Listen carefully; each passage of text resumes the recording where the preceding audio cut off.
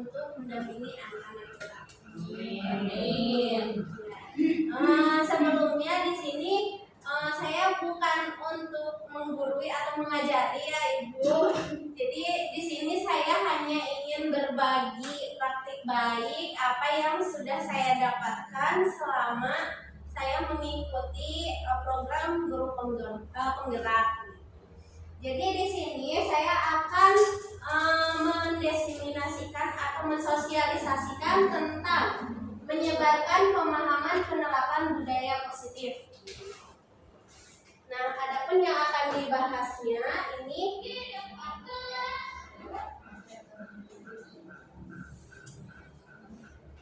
jadi budaya positif ini berkaitan dengan siswa untuk menciptakan lingkungan sekolah kita menjadi aman, nyaman untuk belajar. Jadi bisa menjadikan sekolah rumah kedua bagi siswanya. Jadi seorang guru yang baik harus memiliki kemampuan dalam mewujudkan budaya positif di sekolah agar siswanya nyaman belajar di sekolah. Selanjutnya, budaya positif tersebut dapat dijalankan dengan menerapkan konsep-konsep inti seperti ada disiplin positif, memahami motivasi perilaku manusia yang berkaitan dengan hukuman, penghargaan, nanti ada konsekuensi, ada restitusi, posisi kontrol seorang guru, pembuatan keyakinan sekolah atau kelas, dan penerapan segitiga restitusi dalam penyelesaian masalah.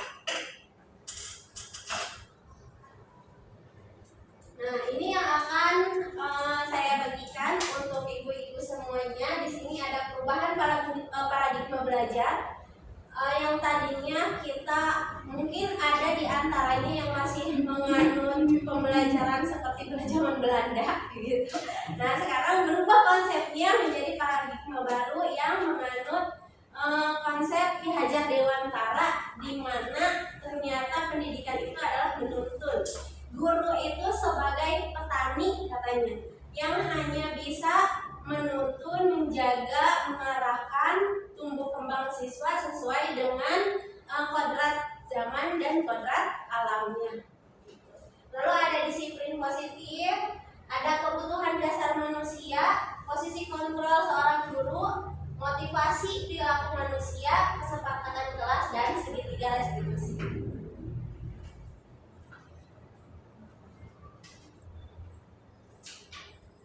Nah, ini konsep pembelajaran dengan paradigma baru. Pembelajaran dengan paradigma baru dirancang berdasarkan prinsip pembelajaran yang berdiferensiasi sehingga setiap murid belajar sesuai dengan kebutuhan dari tahap perkembangan untuk mewujudkan profil pelajar Pancasila. Jadi untuk diferensiasi ini kita kan di kelas sudah ya sebelum masuk kita adakan tes kognitif dulu, ada diagnostik non kognitif, terus ada diagnostik gaya belajar. Nah, itu berfungsi untuk membuat pembelajaran diferensiasi nantinya yang disesuaikan dengan kebutuhan muridnya nanti. Kalau misalkan anak kebanyakan yang kinestetik misalkan, berarti kita menyiapkan pembelajaran yang ada gerakannya. Begitu. Jadi tidak monoton, kita yang menjelaskan.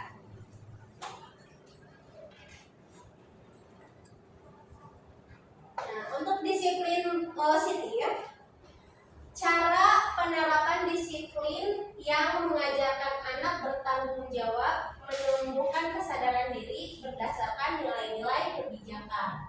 Terus lebih ke arah disiplin diri yang dapat mengontrol diri dalam melakukan segala tindakan. Yang ketiga, dapat membuat murid memahami dan menyadari berdasarkan motivasi internal, bukan akibat dari paksaan atau pujian ataupun dari hukuman. Jadi kalau misalkan disiplin positif ini harus motivasinya dari diri sendiri, bukan dari motivasi eksternal. Nah, untuk konsep disiplin dalam identitas gagal seperti yang kita ketahui ya Bu, ada yang namanya hukuman atau penghargaan, ada yang disebut dengan konsekuensi, ada yang disebut dengan restitusi. Kalau hukuman dan penghargaan itu biasa ya. Kalau misalnya kita jengkel di kelas, anak nggak ngerjain tugas atau tidak membawa buku gitu kan, kadang-kadang menjengkelkan ya itu ya. Ya kadang ada yang memberikan hukuman atau yang bagus diberikan pujian gitu. Nah, akibatnya dari hukuman itu yang pertama bisa menyakiti, bisa menimbulkan dendam dan rasa tidak suka terhadap gurunya. Gitu. Nah, kalau konsekuensi dia hafal apabila dia tidak mengerjakan tugas, dia akan mendapatkan hukuman. Jadi dia sudah tahu sebetulnya. Nah, kalau restitusi nanti itu menimbulkan motivasi internalnya yang fokus untuk menyelesaikan masalah. Gitu. Kalau hukuman kan semena-mena ya, kita nggak nanya dulu, kamu nggak bawa tugas, langsung dikasih hukuman. Gitu. Tapi ini ada ceritanya. Misalkan pada jam pelajaran olahraga ada seorang anak yang tidak bawa baju olahraga. Nah, misalnya ya, ini anak ini karena tidak bawa baju olahraga disuruh lari 10 kali lari. Nah, itu masuknya kemana? Hukuman, konsekuensi. Hukuman atau konsekuensi? Kalau misalnya ya, jadi anak itu tidak bawa baju olahraga pada saat jam pelajaran olahraga, Konsekuensi disuruh lari gitu. Jadi itu maksudnya itu hukuman atau konsekuensi? Ada kesepakatan dulu nggak sebelumnya gitu. Oke, betul, ada kesepakatan. Ya, kalau ada kesepakatan dulu nanti konsekuensi. Iya, betul. Jadi termasuknya dalam konsekuensi. Gitu. Kalau misalkan dalam pelajaran bahasa Indonesia tapi disuruh lari pada saat tidak membawa buku, nah itu baru hukuman. Tapi kalau misalnya dalam pelajaran bahasa Indonesia dihukumnya adalah membaca atau mereview buku, itu adalah konsekuensi. Jadi harus berhubungan dengan pelajaran itu. Iya, harus berhubungan dan harus ada kesepakatannya dulu. Jadi anak itu tahu kalau misalnya di kelas tidak melanggar aturan, dia tahu apa yang akan dihadapi. Resikonya A. Kecuali kalau kita enggak sepakat dulu sama anak-anak, tiba-tiba kamu enggak ngerjain tugas, lari misalnya gitu. Tanpa ditanya dulu anaknya alasannya apa, itu dinamakan dengan hukuman. Kalau pujian mah kita kadang-kadang suka muji nggak ibu? Kalau ada mengerjakan pekerjaan yang bagus dipuji. Nah, kalau restitusi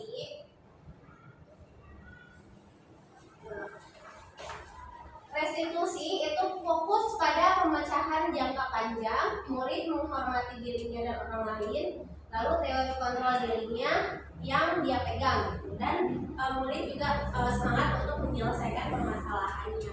Sebetulnya untuk hukuman dan penghargaan ini tidak efektif untuk menyelesaikan permasalahan karena motivasi yang dikeluarkannya itu dari eksternalnya, gitu, dorongannya di eksternal. Jadi nanti jatuhnya kalau misalnya anak, saya harus bawa buku nih, bukan karena kewajibannya dia, tapi karena takut dihukum, karena takut menerima konsekuensinya gitu. Jadi ada paksaan dari luar, makanya mengikuti aturan, bukan dari keinginan, oh saya merasa wajib nih bawa buku ke sekolah untuk belajar misalnya, enggak seperti itu.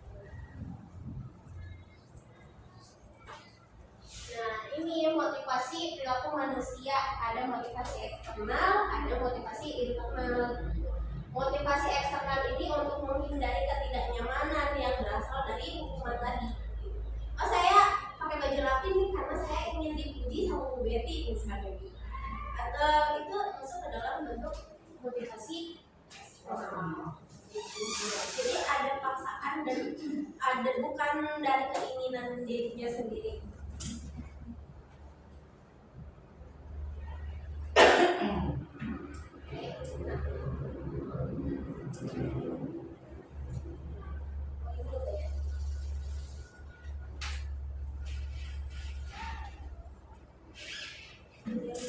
Konsekuensi tidak sukses itu diciptakan dari adanya konsekuensi dan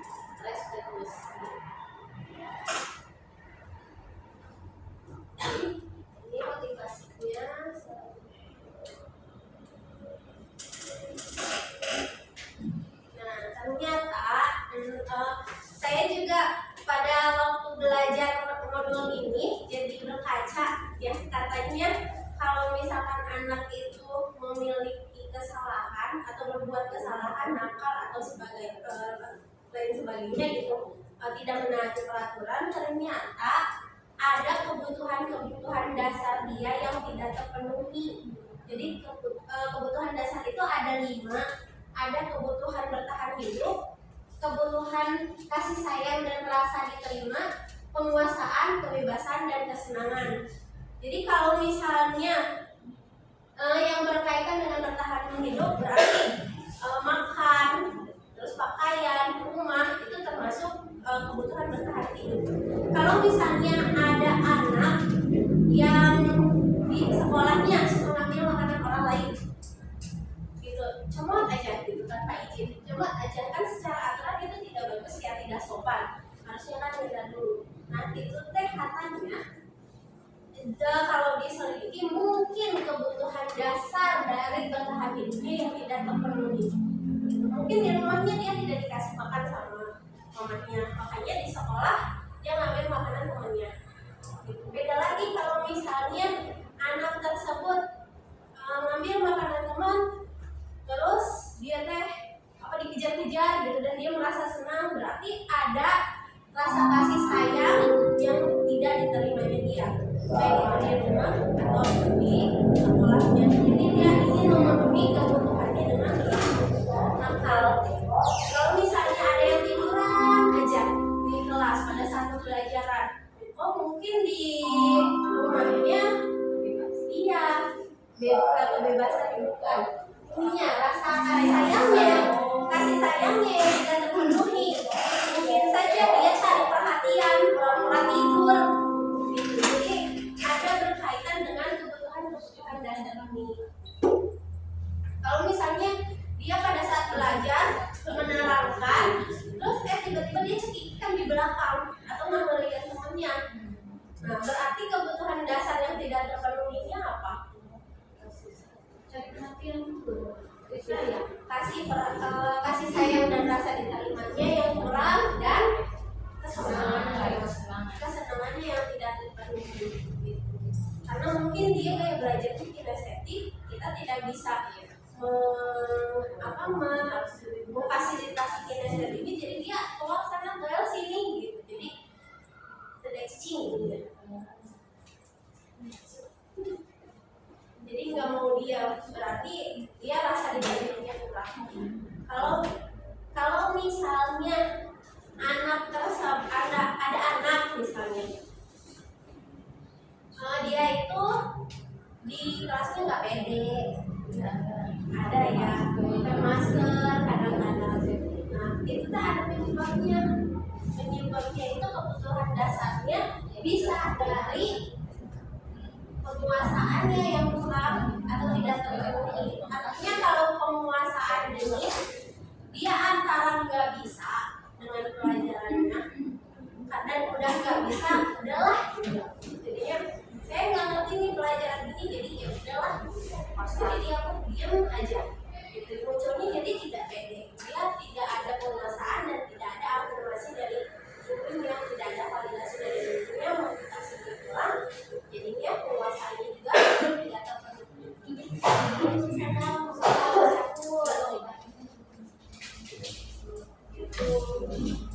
Nah kebebasannya, kalau misalnya kebutuhan dasar kebebasannya yang tidak terpenuhi, misalnya anak tersebut di rumahnya nakal, ada anak saya yang baik di rumah, di sekolah tuh malah libur kemana-mana. Nah kebutuhan kebebasannya tidak terpenuhi di rumah, makanya di sekolah jadi pelayaran. Dan untuk menumbuhkan motivasi internal itu, jiwanya dulu, hatinya dulu yang dibenahi, kebutuhan dasarnya dulu yang dibenahi, baru kita bisa mengajak mereka untuk belajar.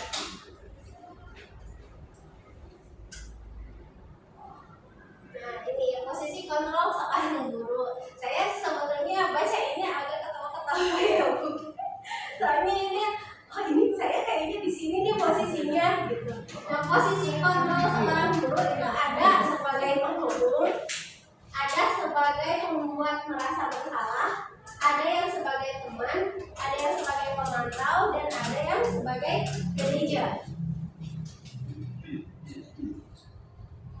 untuk sebagai penghukum, posisi kita sebagai guru, sebagai penghukum. Misalnya anak tidak datang ke sekolah terlambat misalnya. Kamu terlambat ya, tarik 10 keliling. Nah, itu kita posisinya adalah sebagai penghukum. Kamu tidak bawa buku ya, tidak ngerjain PR, push up misalnya. Atau misalnya kamu baca dari halaman 1 sampai halaman 10. Nah, itu kita sebagai penghukum. Selanjutnya, membuat rasa bersalah. Kalau membuat rasa bersalah itu, jadi kita ngomongnya harus, tapi nah gitu.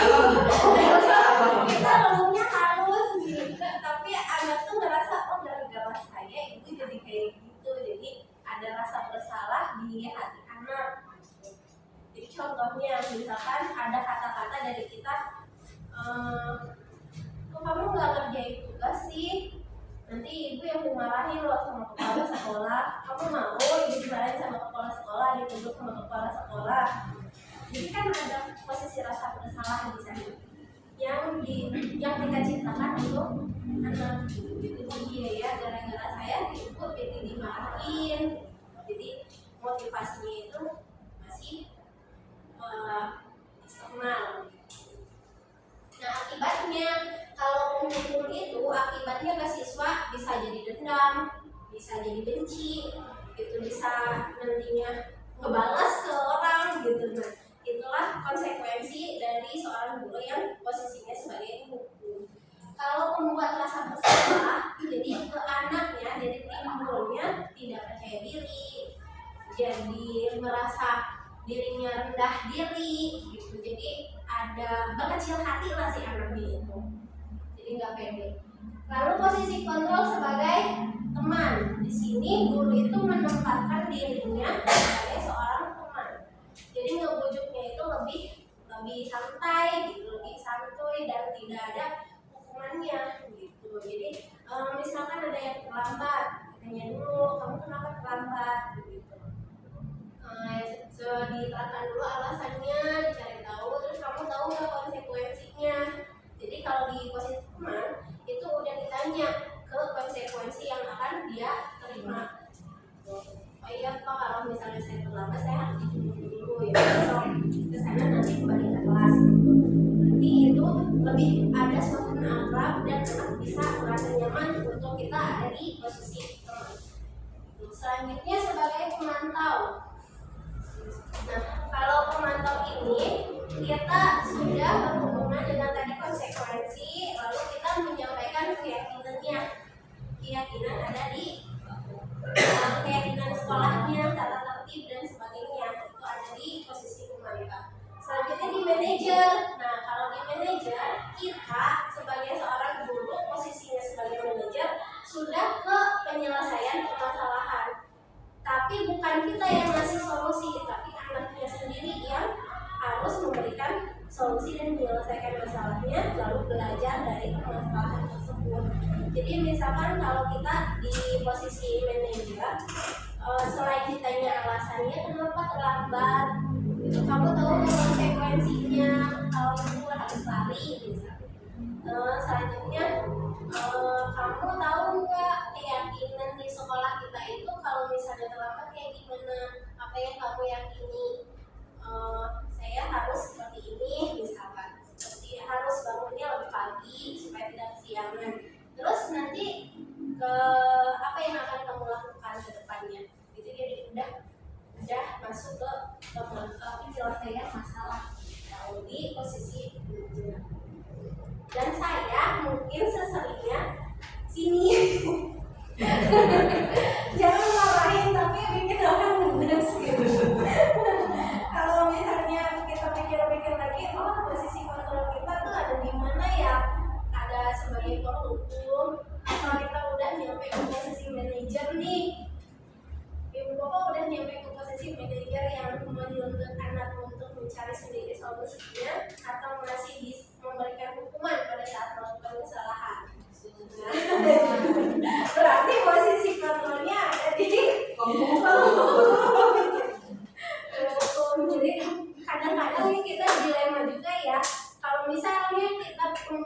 menempatkan diri sebagai teman, anaknya cantik gitu dia kadang-kadang jadi gitu, jadi makanya berani gitu.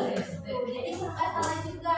Tapi di satu sisi kita dituntut sebagai teman karena anak memang harus nyaman gitu kan. Enggak ibu.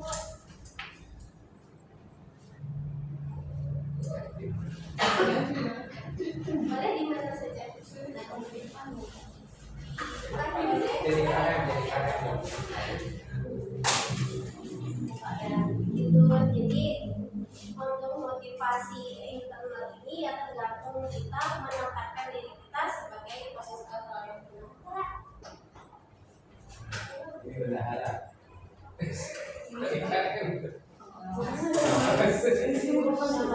Depan nanti bu, awas.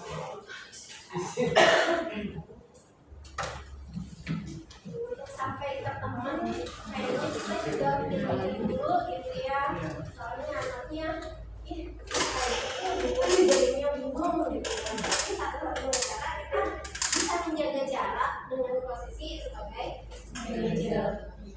Dan dari manajer ini kita bisa menggali motivasi teman-temannya dengan mengaitkan ke kebutuhan dasar manusia yang tadi ada, yang bertahan hidup, kebutuhan dasar bertahan hidup, rasa kasih sayang dan diterima, kepuasan, kesenangan, dan satu lagi kebebasan.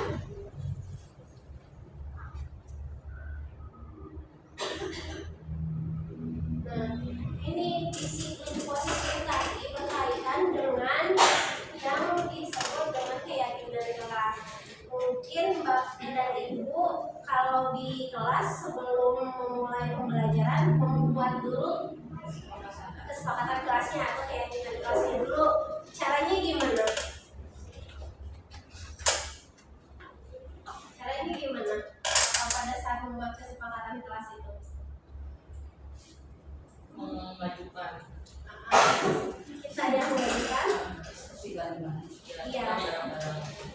Diskusi bareng-bareng. Jadi anak dulu ya yang mengajukan itu, tidak boleh dari kita.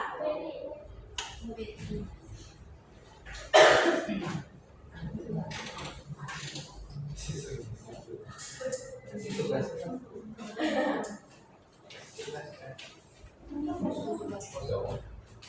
Ya keyakinan kelas atau keyakinan sekolah ini, guru berperan dalam mewujudkan terbentuknya keyakinan sekolah atau kelas dengan adanya kesepakatan guru dan murid. Kesepakatan dulu ya, berarti ada diskusi antara guru dan murid. Tapi untuk kesepakatan itu tidak boleh berasal dari gurunya, harus berasal dari siswa. Jadi siswa yang mengajukan, misalkan hari ini kesepakatannya apa ya? Apa kira-kira? Coba kesepakatan kelas. Coba. Tidak terlambat. Oke, tidak terlambat kita tulis, tidak terlambat. Selanjutnya apa lagi? Tidak makan dan minum. Terus tidak keluar masuk kelas. Jadi kesepakatan kita ada 3. Nah selanjutnya dari daftaran kesepakatan itu kita ubah menjadi kalimat yang positif. Jadi tidak boleh ada kata tidak boleh ada kata jangan.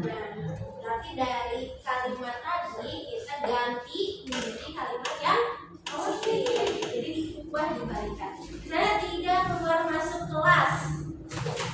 Berarti kalau dipositifkan menjadi, kalau dipositifkan berarti berada di kelas selama pembelajaran.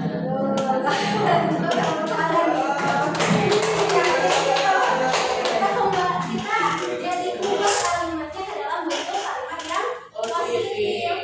Jadi tidak ada kalimat-kalimat negatif yang menggunakan kata tidak atau jangan.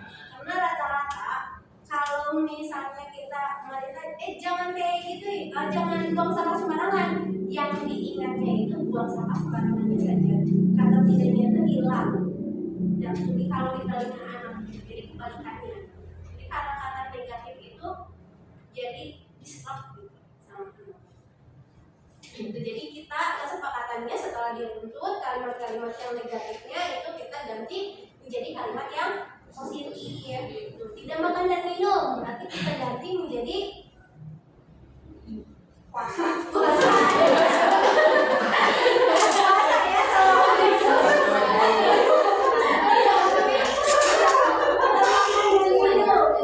ya makan dan minum pada saat pada istirahat. saat istirahat. Jadi kita ganti yang positif. Tidak membuli berarti kita ubah menjadi kalimat yang positif menjadi menghargai Sesama teman. teman gitu. Nah dari sudah dibentuk nih kalimat positifnya, berarti nilai kebajikannya juga harus diketahui oleh siswa. Kira-kira yang ingin dicapai dari aturan itu apa sih? Misalnya tanggung jawabnya kah, atau kemandiriannya, atau misalnya disiplinnya yang akan kita tingkatkan gitu. Jadi nilai-nilai kebajikannya itu harus tercakup dalam kesepakatan kelasnya. Dan anak juga harus paham, harus ditanya dulu kamu peran dan kewajibannya itu bagaimana setelah membuat kesepakatan tadi. Jadi anak itu jadi oh paham nih, saya kalau misalnya makan dan minum di kelas berarti tidak sesuai dengan kesepakatan, berarti saya akan menerima konsekuensi nih pada saat pembelajaran itu. Jadi dia tahu tanggung jawabnya sendiri dan harus kita minta. Itulah yang disebut dengan keyakinan. Nah, saya yakin Bapak Ibu di sini sudah mempraktikkan ya kalau keyakinan kelas, jadi sudah pasti bisa. Nah, untuk selanjutnya tadi kan ada motivasi eksternal dan motivasi internal. Kalau eksternal itu berasal dari hukuman dan pujian tadi. Nah, kalau misalnya motivasi internal itu kita menyelesaikan masalahnya dengan menggunakan restitusi. Jadi ada yang disebut dengan penyelesaian menggunakan segitiga restitusi. Guru berperan sebagai manajer. Gitu. Nah, di sana itu ngapain sih seorang manajer dan segitiga restitusi itu harus bagaimana caranya? Jadi ada 3 tahapan untuk segitiga restitusi ini. Yang pertama itu ada menstabilkan identitas dulu. Selanjutnya ada validasi masalah. Yang terakhir baru menanyakan kesepakatan kelasnya. Nah, untuk menstabilkan identitas, jadi kita kalau dalam posisi manajer kan tidak boleh marah. Berarti kita harus sabarnya luar biasa itu menghadapi anak yang ngeyel gitu. Nah, menstabilkan identitasnya itu dengan cara seperti apa? Dengan kita bertanya sama siswanya, kenapa kamu dipanggil sama ibu? Kamu tahu nggak kesalahan kamu apa? Gitu. Terus kita stabilkan dulu identitasnya dengan itu juga sama, manusia pasti buat kesalahan. Nah, tidak ada manusia yang sempurna gitu. Nah kita jelaskan di sana letak permasalahannya, kenapa anak itu dipanggil sama kita untuk menghadap. Lalu ada validasi masalah. Validasi masalah ini bukan untuk membenarkan kelakuannya dia ya, tapi kita membuat validasi itu dengan kita bertanya kepada anaknya bahwa kita itu bisa berbuat kesalahan, tapi ada hal yang lebih baik gitu, yang bisa kita lakukan. Gitu. Kita tidak menyalahkan, tidak menghakimi, tapi kita arahkan ke hal yang lebih positif. Kamu ibu paham sih, ibu ngerti kamu misalkan tidur di kelas karena ngantuk, di rumahnya kurang tidur. Tapi alangkah lebih bagusnya, alangkah lebih baiknya kalau misalkan kamu di kelas kalau ngantuk minta izin aja dulu gitu misalnya. Jadi itu kita memvalidasi masalahnya. Selanjutnya ada tahapan ke keyakinan kelasnya. Kita menanyakan kira-kira menurut kamu keyakinan kelas kita itu apa sih? Masih ingat gak keyakinan kelas yang kita buat? Jadi itu berkaitan dengan keyakinan kelas tadi ya. Misalkan saya melanggar tidak disiplin Bu. Oh iya, selanjutnya, nah apa yang akan kamu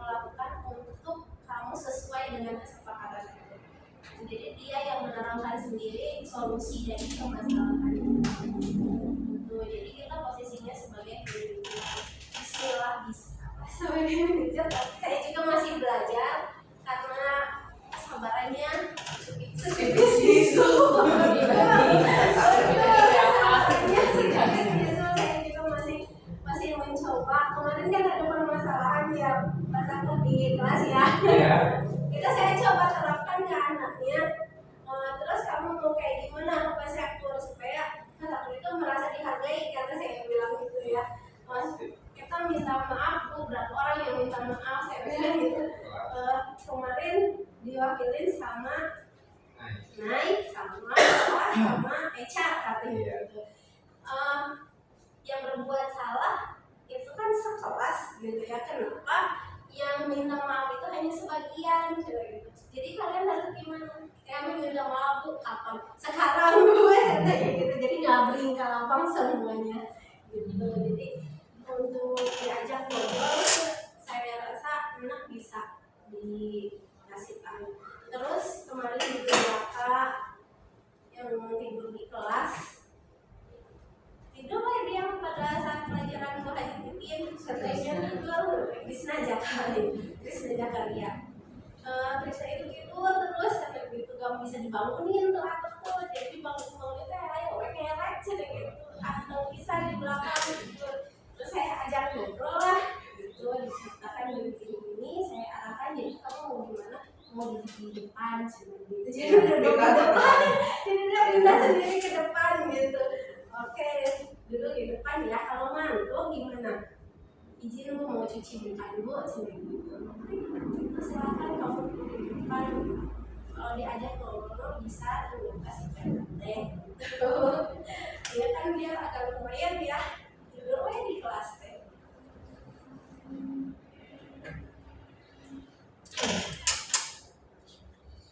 Hal lain yang penting dipelajari dalam proses menciptakan budaya positif adalah melakukan kolaborasi antara sekolah dan orang tua murid. Jangan sampai budaya positif ini hanya dilakukan di kelas atau di sekolah saja, tapi hal tersebut juga harus dapat dilakukan di rumah agar menjadi sebuah kebiasaan atau karakter yang dimiliki oleh siswa baik di lingkungan sekolah maupun di lingkungan masyarakat.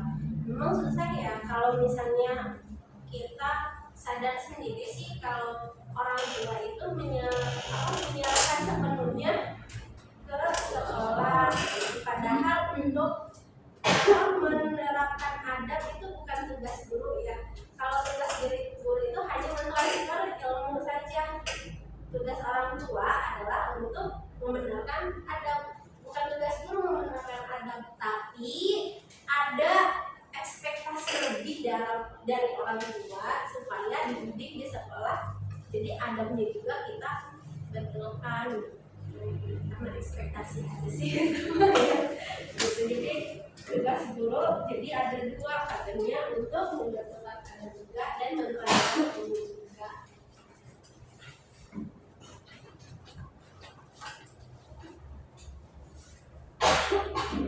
Nuhun dari ayah pengawasan maafkan. Terima kasih. Jadi kepada yang ditawarkan maka kirang jelas sudah sangat jelas. Alhamdulillah.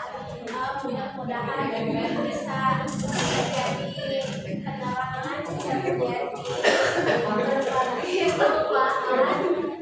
Kalau di CMP itu kayaknya yang ditekankan adalah kolaborasinya, kayaknya ke sana arahnya. Jadi ada guru ke sekolah, guru ke siswa, guru ke orang tua, itu harus di ini gitu, harus saling ada kolaborasinya. Makanya kita sudah jadi kepala sekolah, ke siswa dan ke orang tua murid gitu. Jadi ayo CGP biar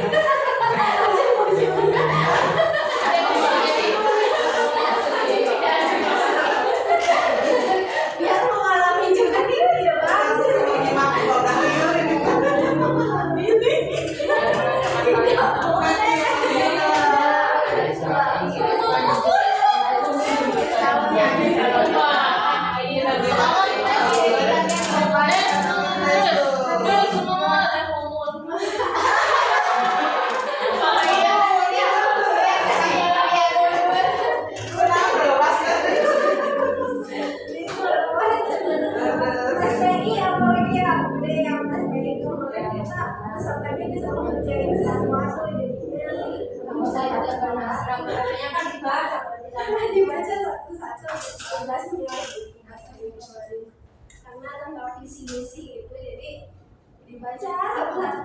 masing-masing ngerjain soal.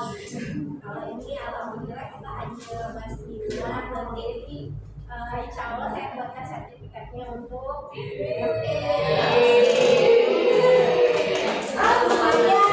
lumayan buat rumah-rumah Kayak durasi sekalian biar nanti 2 sertifikat. ya. Kayak peserta. Latihan dulu.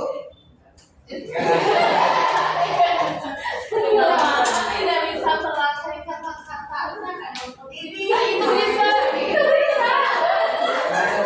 Karena tadi yang kupang bisa.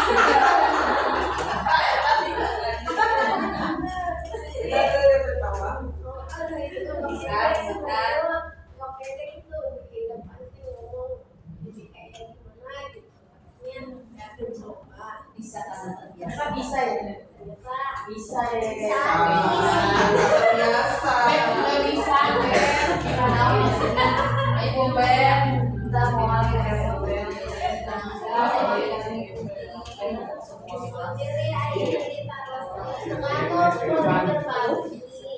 Ada anak yang bermasalah, misalnya kita kreasi, kita bisa saling ngasih saran, misalnya Ini masalah. kalau di BK kayaknya restitusi itu udah ya. Insya Allah. Iya, kayak itu udah makanan sehari-hari kayak Nah, Bu, kalau mengatasi anak yang susah ngobrol di kelas ketika menerapkan harus gimana? Berarti ya, karena itu tadi teh ada 5 kebutuhan dasar yang harus dipenuhi oleh anak. Jadi kalau salah satunya itu tidak terpenuhi, jadi akan menyebabkan yaitu tadi kondisi tidak bisa Tiga nama di rumahnya cara ngobrol. Jadi saya nggak usah gini-gini, nggak usah gini-gini. Statusnya status.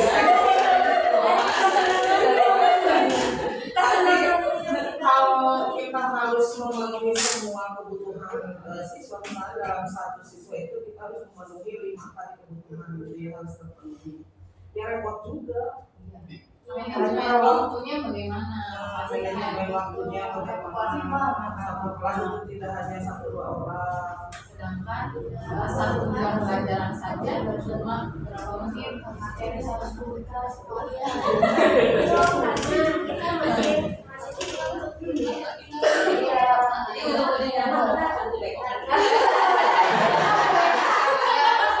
Solusi terbaik.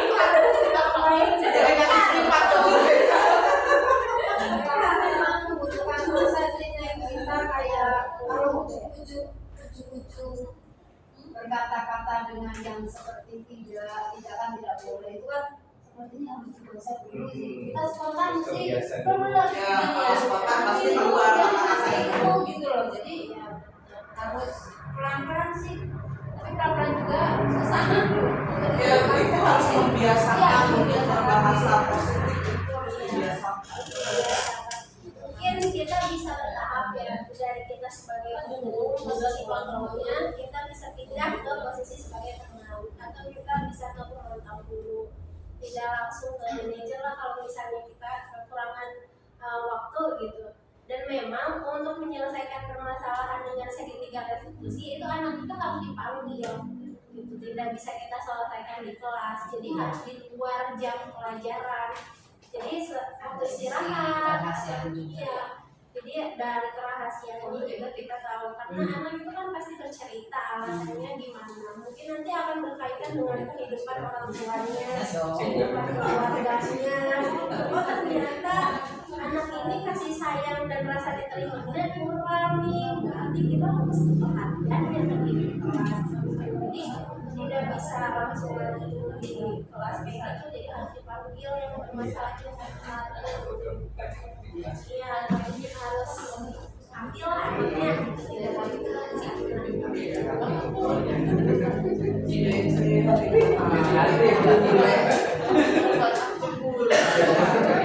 kalau berbicara positif itu susah ya memang nggak bisa belajar itu pasti ada yang gitu sebenarnya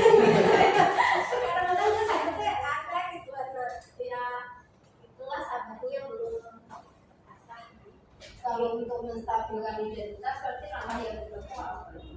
Nah, untuk menstabilkan identitas itu kita hanya nanya saja. Jadi anak itu menyadari sendiri kenapa dia melakukan kesalahan. Jadi kenapa kamu dipanggil oleh ibu? Tadi kamu kira-kira berbuat salah apa ya sehingga ibu manggil kamu ke sini? Jadi anak itu jadi anak itu mengerti sendiri. Oh saya tuh tadi ketawa-ketawa aku di kelas, gitu. Saya ditegur sama ibu. Jadi anak tuh menjelaskan sendiri lah kalau kesalahan yang sudah dia lakukan. Dan kita itu hanya bertanya saja sama anaknya, tidak memberikan penjelasan. Jadi kenapa kamu dipanggil? Kamu melakukan kesalahan apa? Jadi kalau posisi kita sebagai manajer, kalau manajer kan biasanya nanya-nanya ya. Iya, jadi kita tidak ngasih solusi, tidak ngasih penjelasan, yang hanya nanyain aja. Hanya melakukan pertanyaan, tapi pertanyaan itu mengarahkannya ke arah solusi yang harus dia kerjakan, mengarahnya ke keyakinan kelas yang sudah disepakati. Jadi harus ada keyakinan kelas dulu, baru kita bisa melaksanakan segitiga eksekusi. Jadi ada keyakinan kelas dulu. Apa nih keyakinan yang sudah kamu langgar di bagian apa tadi yang terakhir yang menanyakan menanyakan keyakinan kelas. Keyakinan apa yang sudah kamu langgar? Terus apa aja yang akan kamu lakukan ke depannya agar sesuai dengan keyakinan itu. Nanti anak sendiri yang akan menyelesaikan masalahnya.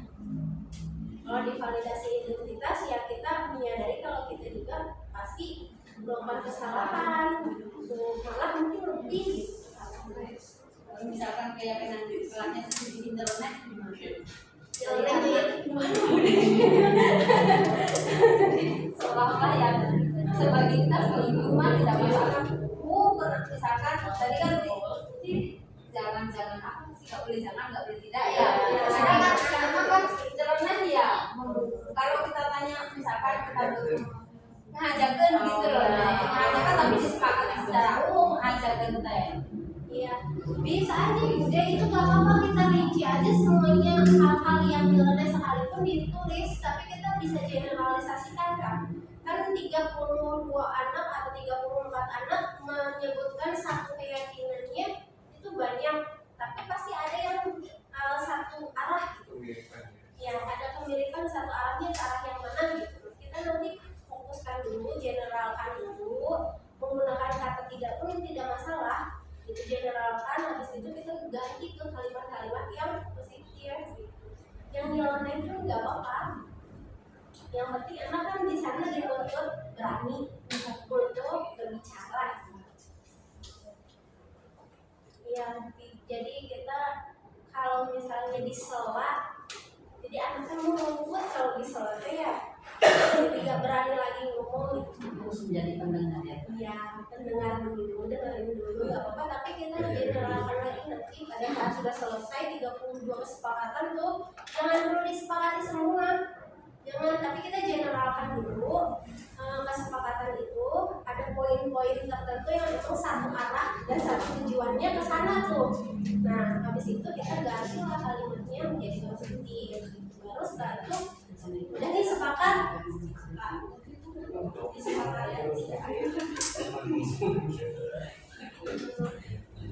Alhamdulillah tadi ramai.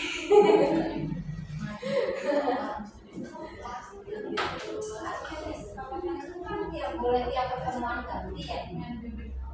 Kalau kesepakatan itu, kalau di kelas memang kita buatnya tahu dari itu dia paten. Tapi kalau misalnya kita sebagai guru boleh ganti-ganti. Kalau misalnya hanya sekali bikin keyakinan kelas sebagai guru mata pelajaran, ya ingat karena ya hanya sekali aja tuh nggak akan nempel anaknya, nggak tahu kesepakatan di awal apa, memang nggak ditulis. Ya hanya biasa aja gitu. Jadi makanya untuk keyakinan kelas ini ada kebajikan yang bisa ditunjuknya ke arah mana. Jadi anak tahu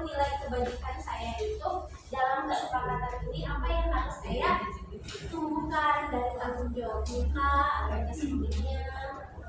Saya harus kesepakatannya misalkan tertib selama pembelajaran. Berarti nilai kebajikannya yang ingin dicapai apa?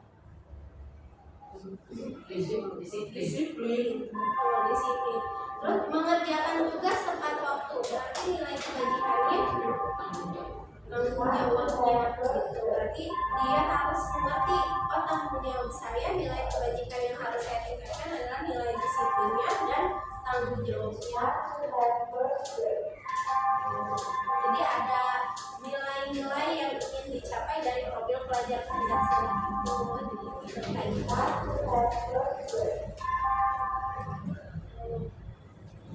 Ada lagi Bapak Ibu? Cukup? Cukup. Alhamdulillah. Atur nuhun kasadayana. Syarinya atur nuhun sudah meluangkan waktu di sini.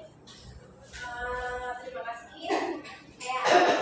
Saya mohon maaf apabila ada kesalahan ucap atau ada kesalahan menyinggung atau tersindir, saya mohon maaf. Terima kasih sekali lagi. Terima kasih banget. Wabillahi taufiq wal hidayah. Assalamualaikum warahmatullahi wabarakatuh.